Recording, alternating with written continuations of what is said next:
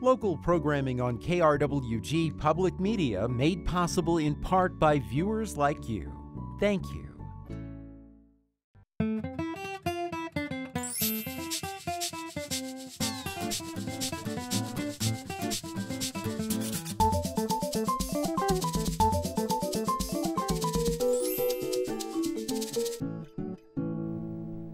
Welcome to Fronteras, a Changing America. I'm Edmundo Resendez. 3 professors from New Mexico State University and the University of Texas at El Paso have co-authored a book exploring how binational students learn English and Spanish. My guests today are María Teresa de la Piedra, who is an associate professor of bilingual education at the University of Texas at El Paso, and Blanca Araujo, who is an associate professor and director of the Office for Teacher Candidate Preparation at New Mexico State University. Professors, welcome to Fronteras. Thank you.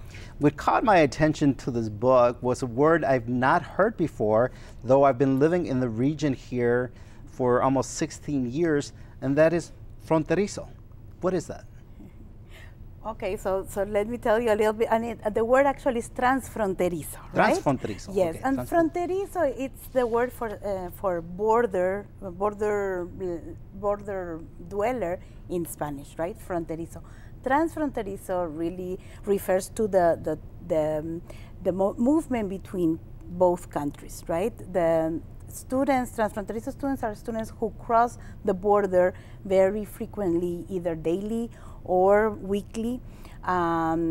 Usually these students are students who also live throughout their lives being transfronterizos, border crossers. You don't hear very much about this. Is this something that, obviously in El Paso, I would imagine that it's something that people are very familiar with. In Las Cruces, I'm not familiar with this. Yes, I think it is a very common in El Paso. It's a very normal, natural thing to do, to cross back and forth all the time.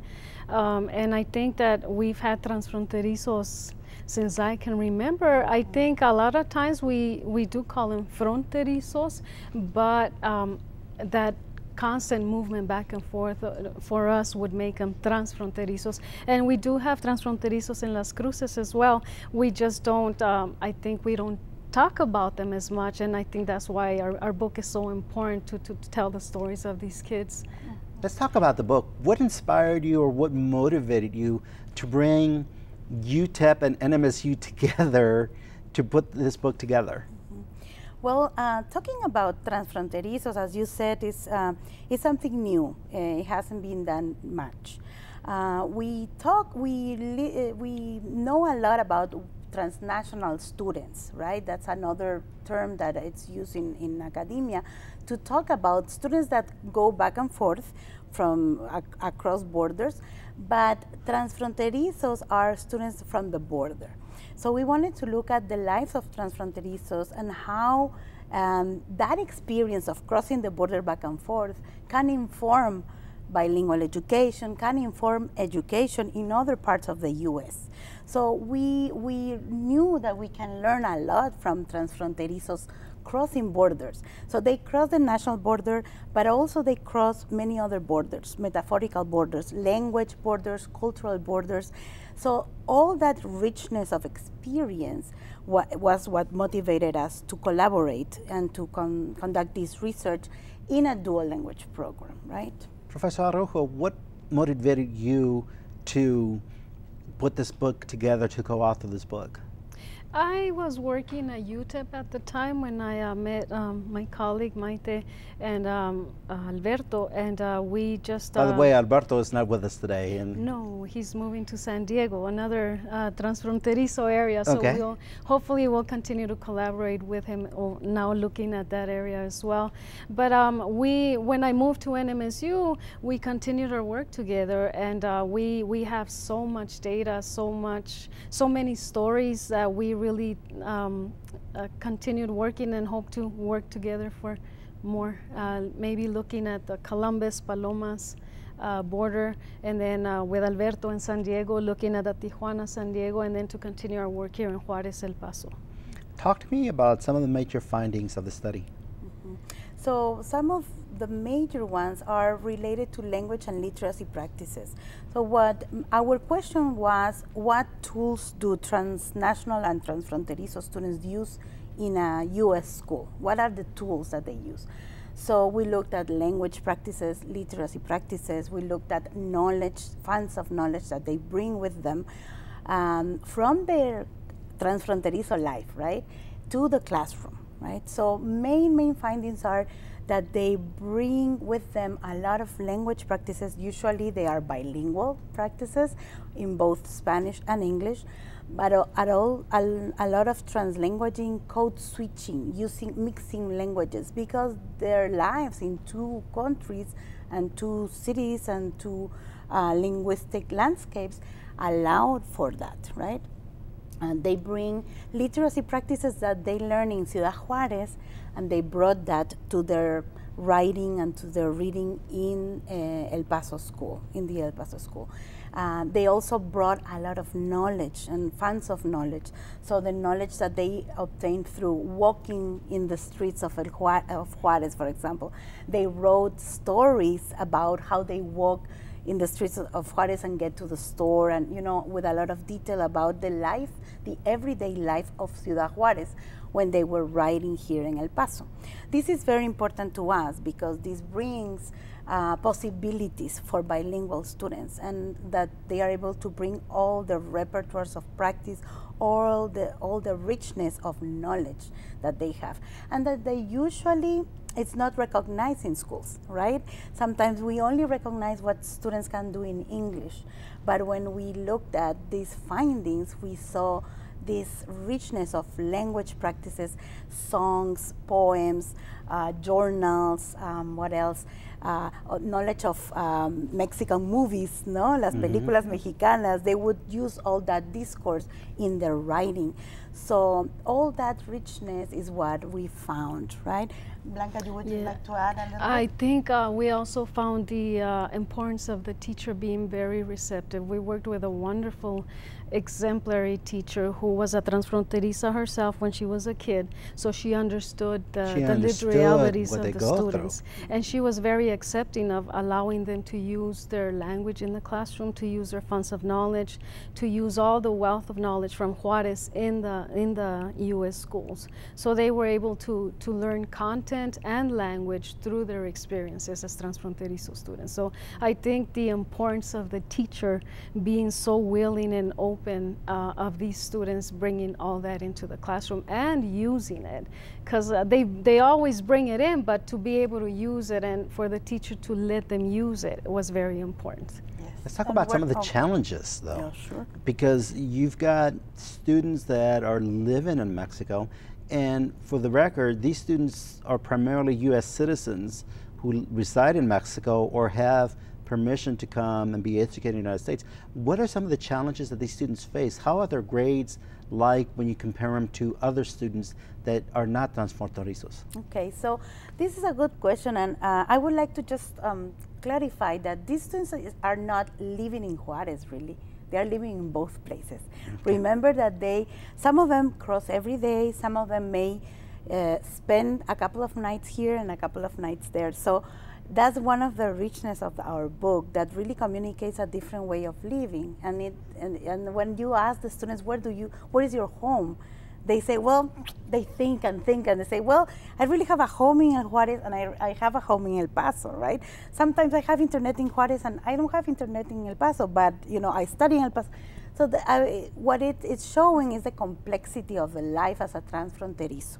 Okay, so and to respond to your question, I would say the situation of the transfronterizos in terms of academic development is the same as any other population. So I don't want to single this group out as, oh, they come with challenges. They come with a very strong background in Spanish development and schooling in Spanish, and they come to the U.S. to study. And so in that sense, they do have the experience as any other student that is learning English, right? So they are learning the English as a second language.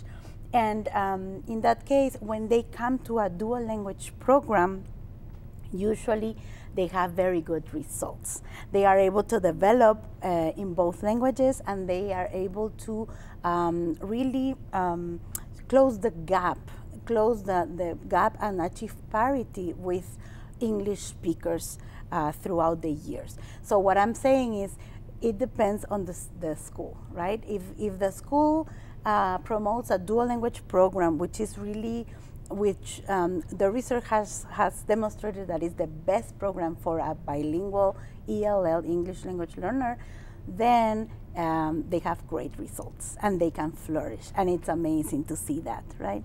So that would be my answer. I mean, of course there are challenges, but academic challenges, I would say, if the context is right and the program is well done, then it's not more than with any other population. Other challenges, maybe we can talk about that too. What about the teachers? What kind of response did you get from the teachers? And what did you learn from the teachers that deal with these students on a daily basis? I think the school that we were working with was, I would venture to say that it was a transfronterizo school. Okay. The principal was a transfronterizo. He, as a kid, he started in Juarez and would come to school in El Paso. The assistant administrator principal was a he wasn't a transfronterizo, but he was from the community. And a lot of the teachers were transfronterizos themselves. So a lot of them understood the kids. They understood their where they were coming from, because they had lived it themselves. So I think we did see a couple of classrooms where the teachers were not so flexible in the use of language or in the use of their experiences from Juarez. And I think that's where we saw more academic challenges than in the classroom where we spend a lot of time. And where this classroom was, the kids were happy, they were doing very well academically, they were learning English, but yet they were retaining their Spanish. So it was amazing to see. And we did go to one classroom where the teacher would not allow them to use Spanish, and you could see how it was stifling for them. So you could see the difference. But I think in this particular school, most of the teachers were very, very open and receptive to the students, which points to the importance of the teachers being willing.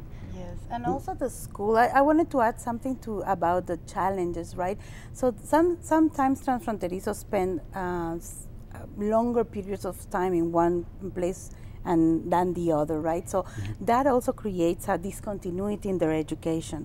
So really, it's very important that the schools and the teachers understand that, and that's one of the possible challenges too. What did you learn from the students, from the kids? Wow. So much. We've heard so many stories from the students. Yes, you want to start, Maite? So sure. Well, from the students, we started our research when the violence in Juarez was really, really increasing, right? And so many of the students were refugees from the violence. So what really struck me at the beginning was the responsibility, the maturity of these students. These students are not only were really knowledgeable about the situation of violence in Juarez, they also crossed the border, so they are really savvy in adapting to situations, right? Crossing borders, and so I really was struck with their maturity, the level of reflection that they had. I mean, we're talking about fourth graders, and they were really, really mature. The other thing is that they had a very important sense of responsibility with their family and also with other transfronterizos. They helped themselves a lot. You could see also that from the teachers and the principals. So transfronterizos understood themselves a lot. What else did we learn? The resiliency. They had a tremendous resiliency coming from Juarez at the time. They were seeing things, shootings, and they were losing their family members to the violence. This has been over the last 10 years, correct? Yes. So some of them are already in middle school, some of them are about to start high school. And college. In college. Yes. And what else did you learn from them? Some of the strategies that they were using, they were self-teaching themselves strategies to use in the classroom.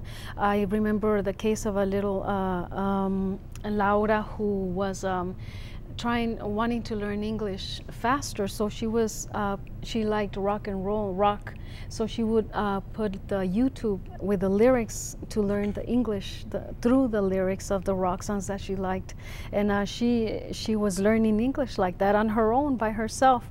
Although she was learning it in the classroom, she was out of school. She was doing it through the lyrics of the rock songs. Yeah, other examples, might Yes, be. yeah. Well, so many things.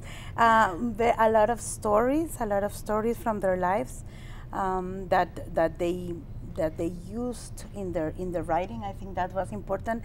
Stories that were transfronterizo stories. I'm thinking about one where the child had a grandpa that had died, but had died in Juarez, and they had to, first the granddad was sick, so first they brought him to El Paso, to get health care. So these are transfronterizo families, right? Families. And so, but then he went back to Juarez for a while, but then he died, and then he was buried here in El Paso. I mean, so you saw in the story all the crossing back and forth, but also the everything that comes with that story, right? The everyday social practices, the music that they played, what they did around the sickness of the grandpa, how they communicated, how they help each other. So all that is important, not only the way that they use their languages, but all the cultural practices that come with it, right? Let's talk about the teachers. Again, you mentioned that one teacher did not allow her students to speak Spanish in class. What recommendations for teachers who work for Fronterizo students, what recommendations do you have for these teachers? Well, I think that a lot of the research shows that when you're in a dual language program, the children learn both languages better than if they're in an English only program. When they're in an English only program, a lot of times they learn the English, but sometimes they only learn the social English and not the academic language that they need to succeed academically and continue on to college. And I think that's what we saw when we saw this teacher not allowing them to speak their language. They were quiet, they were not so willing to share, they were scared to share, they were embarrassed to share. Whereas in Miss O's class, they would, their hands would go up right away because they knew that they could answer in either language to a degree. And but they didn't feel that embarrassment, they didn't feel shy, they were willing to participate in the discussions. So I think allowing them to use their language, even in a translanguaging sense, was really helpful to the students. Yeah, I could add that, I mean, just the translanguaging that Blanca was saying is very important, right? Because we're on the border, a lot of kids really use both languages and mixing them. And teachers sometimes, they don't like that. They want to have Spanish separate from English, right? And this is the Spanish class and the English class. But the truth is that bilinguals all over the world translanguage. They use this mix of languages. So when the teachers understand that students, what students are doing is really bringing all the resources that they can, right? They bring a little bit of Spanish here, maybe the written English here, an experience in Juarez, an experience in El Paso, and they produce something beautiful with all that. So what teachers need to understand that to provide these opportunities for students to really tap into those resources, right, and value them, because they are really, really rich experiences and resources. So that is what is important. So the languages and the translanguaging, but also the cultural experiences, those everyday life experiences that are so rich. And when you do that, then the kids are engaged. They really, really enjoy learning whatever you're going to tell them, Let's talk about going beyond La Frontera. What lessons does this book offer generally for the general population in 2018? Yeah. So as I said, I mean, transfronterizos are people that know how to cross borders, both national physical borders, but also metaphorical borders, right? So in our book, you will see a lot of instances of this border crossing, both physical and metaphorical. So really, students do this all over the nation and the world, right? There are students from different ethnic groups, from different language groups, coexist in a classroom. And they really need to learn how to cross those borders, the language borders, the cultural borders. So in our book, teachers will find a lot of those instances where kids are learning how to use their practices in order to learn academically, to develop academically. The same with teachers. We will see a lot of different practices, teaching practices, that can be used anywhere in the U.S. because they are examples of how the teachers organize instruction in order for the students to cross those borders, right? It doesn't have to be national or physical borders. What about for you, Professor Araujo? Well, I think even the students have a lot to teach us in the book because because of the strategies that they use to survive, not only in their lives but academically. So I think that some of the strategies that they were using, me as a former teacher had never thought about. Like the YouTube example, right? I had never thought, oh, I can teach my kids English through the lyrics of the songs that they like. They're gonna be interested because they like the music and they're gonna be learning English. So strategies such as those that are coming from kids would be, I think, very helpful for teachers as well. Professor Araujo, Professor de la Piedra, thank you very much for joining us on Fronteras. Thank you. Thank you very much. Time now for Be Well with Raquel. Today, Dr. Raquel Garzon's segment is focused on one of the foundations of wellness, mindfulness.